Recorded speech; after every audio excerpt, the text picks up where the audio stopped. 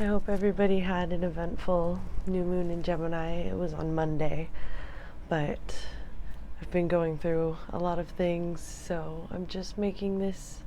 video now. And the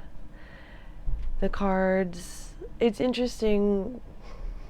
I feel like I have specifically been working on ancestral healing for some time now, and some of it was conscious and some of it wasn't conscious, and it was just me following my intuition and that leading to healing. But I think that it's not just me, and I think that a lot of people are trying to and succeeding at doing this healing work, but maybe we don't even know that we're doing it, and thus the cards are reflecting that to some degree, and also reflecting the energies that I've been witnessing in myself and around. So the first card is the cactus quartz, and this is a specific type of quartz that grows in clusters and little families, and the energy of this stone and what it is said to symbolically bring to the table is this connection to ancestors and ancestral healing, because of how we live, and all of the epigenetics, which is essentially the things get stored in our genetics that's passed down from what happened to our ancestors along the lines, and we have our patterns that are set through our subconscious through how we grew up from like early age, like conception to 6 years old. And then there's also the patterns that are stored in us that come from our family line and things that our people have gone through, and how that affects like the choices that we make or the ways that we feel or things that are in our bodies. And so this card is really talking about facing that, looking, even if you don't necessarily have access to like the knowledge. I know for me, I don't really have a lot of access to the lines that I am connected to, aside from just a couple generations back. But we can still work with these ancestors, and we can still do healing work even if we're not super constantly conscious of it.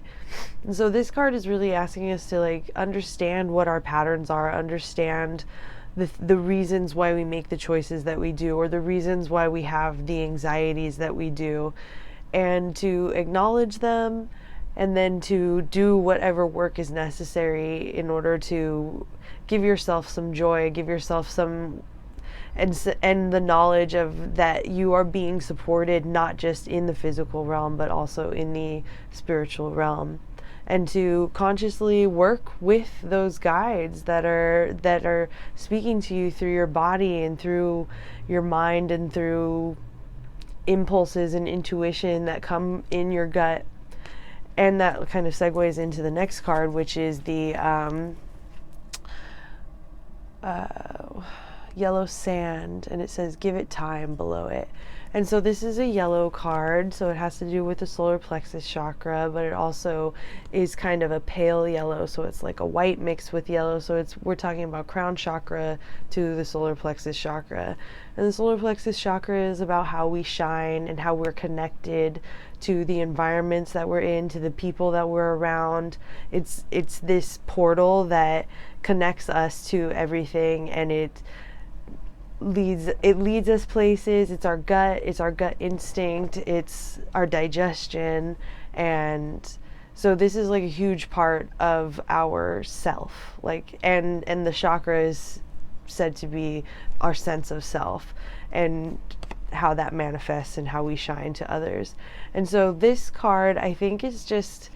saying that it's time to just allow things to develop and manifest in the way that they need to, without us needing to control everything. I feel like it's heavy in our culture specifically to do everything that we can to control everything, and really things are out of our control. time is a construct, and we can dive into that later, but right now we have to just allow things to take the time that they need to take, but to be constantly still open to the idea that we are not alone on this journey, and that we have facilitation not only in our communities but also in the spiritual community and realm also. And the more that we tap into this, and the more that we tap into this collectively, the more powerful it becomes. And that is specifically why our culture is anti this spiritual connection or this empowerment of embodiment, because in doing that, then we are empowering ourselves, and then we know that we don't have to live in scarcity, and we don't have to live in anxiety and lack of confidence in ourselves or our abilities to empathize with each other. So this is really asking us to, because if we're going through all of this deep healing work of working on not only our own traumas, but our ancestral traumas, in order to not continually just pass down trauma to trauma to trauma for the rest of eternity, we're going to have to do more than what we're doing now. And not to say that we're not doing enough, or any individual is not doing enough, but I'm talking about more in terms of like really empowering ourselves and utilizing our energies to come together to make something that actually like uplifts the situation that we're in, because it's very easy to fall into despair right now. And this yellow card is kind of giving me a little bit of life and reminding me that it's okay. Things take the time that they're going to take, and this isn't in our control. All that we can control is our bodies, ourselves, and how we relate to that. So, and then this last card, the World card, is interesting to me, because I think that a lot of completions are happening right now, and what that brings is, from like the messages that I'm receiving from this card, is that it's about being grateful and looking at what is being concluded currently, and looking at like what you are grateful for in this situation, all that you've learned, how far that you've come, that you're still alive here, pushing through and doing the best that you can, because the World is the grand completion card of the major arcana. So it's kind of like the end of the story, but also the wheel keeps turning and new stories begin. As in any situation, when you create a void because you've removed something will fill that void. And so now is the time to be more intentional with what we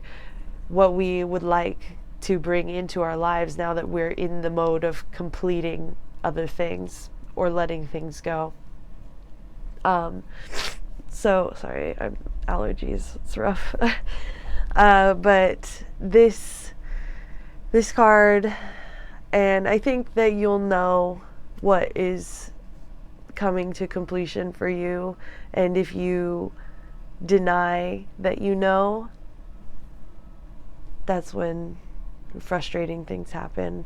So best to acknowledge what it is that has come up for you, that needs to be let go, the stories that are ending, and then take it a step further and think intentionally about what it is that you would like to draw in, and what would make your life that much better. And feel free to imagine, and to also leave the possibility for things that you can't even dream of, for those to come into you also. So I hope you all had a good new moon. I will see you in a week.